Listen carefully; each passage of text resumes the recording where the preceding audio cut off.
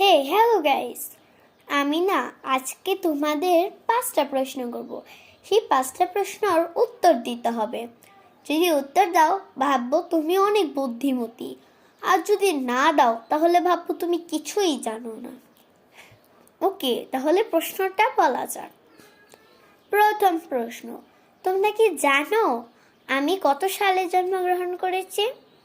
দ্বিতীয় প্রশ্ন, তুমি কি জানো আমি কি মাসে জন্মগ্রহণ করেছি? কোন মাসের কত তারিখ? তৃতীয়, তুমি কি জানো আমি কোন বারে জন্মগ্রহণ করেছি? এবার বলো। 4 নম্বর, বলো তো আমি কোন জায়গায় জন্মগ্রহণ করেছি, মানে জেলাটির নাম কি? আরেকটা বলো, আমি কাকে ভালোবাসি? এই 5টা প্রশ্নের উত্তর তোমাদের দিতে হবে। যদি পারো তাহলে তো জানোই তুমি বুদ্ধিমতী। ওকে, টাটা।